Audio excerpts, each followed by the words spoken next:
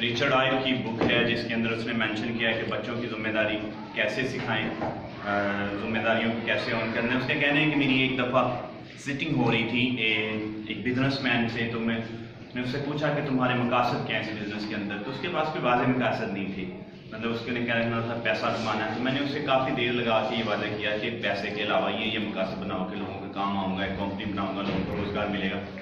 तो मैं वापस घर गया तो बेगम की शिकायत थी कि इस बच्चे ने अंडों की टोकरी फेंक दी, इस बच्चे ने ये ज़मीन पे लेट कर दिया, इस बच्चे ने नल ख़राब कर दिया। तो मैं वाइफ के साथ ये डिस्कशन करने पे मजबूर हुआ कि हमारे मकासद क्या हैं, हम इन बच्चों से क्या चाहते हैं, इन्हें क्या बनाना चाहते हैं। तो उसने इसके अंदर बड़ी अच्छी चीज़ें डिस्कस की हैं, ख़ासकर बच्चे की इब्तदाई ग्रोथ से 11 साल की उम्र तक। वो तरबियत की कुछ रहनुमा असूल बताता है कि हर बच्चा एक दूसरे से मुख्तलिफ होता है। मतलब एक बच्चे के अंदर डिफरेंट तरह का टैलेंट है, वो चाहता है कि उसे डिफरेंट तरह से ट्रीट किया जाए, वो हौसला अफजाई चाहता है, दूसरा टफ टाइम में काम करना चाहता है। तो हर बच्चे का मजाज मुख्तलिफ है। अगर आपके 4, 2 या क्लास में 40 बच्चे हैं तो आपको हर किसी के मजाज को अंडरस्टैंड करना होगा। इसका मतलब पहला नंबर है कि हर बच्चा एक दूसरे से मुख्तलिफ होता है। कारकर्दगी का इंसार तवक्कुआत पर है।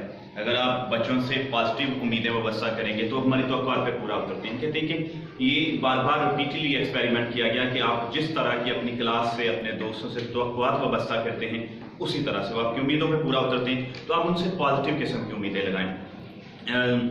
ज़माना बेहतरीन उस्ताद है, इसका मतलब ये होता है कि वो आपसे लर्न करने के अलावा सिस्टम से भी लर्न कर रहा होता है। तो आपको ये भी ऑब्जर्वेशन रखनी है कि वो इर्द गिर्द से, सिस्टम से आपका स्टूडेंट, आपका बच्चा क्या चीज़ें लर्न कर रहे हैं। अच्छा जी, इसकी आदतें बन रही हैं, हैबिट डेवलप कर रहा है, वो अपने अंदर मैच्योरिटी ला रहा है, सिस्टम से ऑब्जर्व करने। मुश्किल मजाजी और साबित कदमी नहायत ज़रूरी है।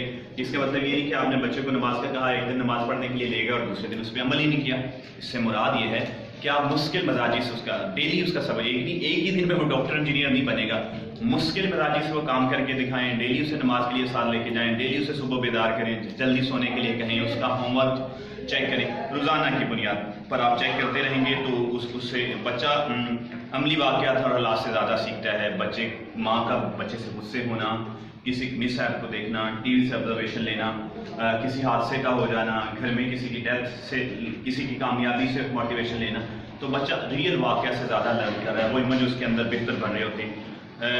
बच्चा फ़ख्र और इफ्तिखार को पसंद करता है। मतलब उसकी साथ ज़िम्मेदारी में अहम फैक्टर है कि वो लाइक करता है कि उसकी तारीफ़ की जाए और उसके लिए क्लैपिंग की जाए और उसकी तारीफ़ और तहसीन को पसंद किया जाए। हम ये सीरीज़ शुरू कर रहे हैं, बच्चों पे हमारी गुफ्तगू जो है मुसलसल जारी रहेगी कि आपने पेरेंटिंग बेहतरीन तरीके से किस तरह करनी है। Thank you very much.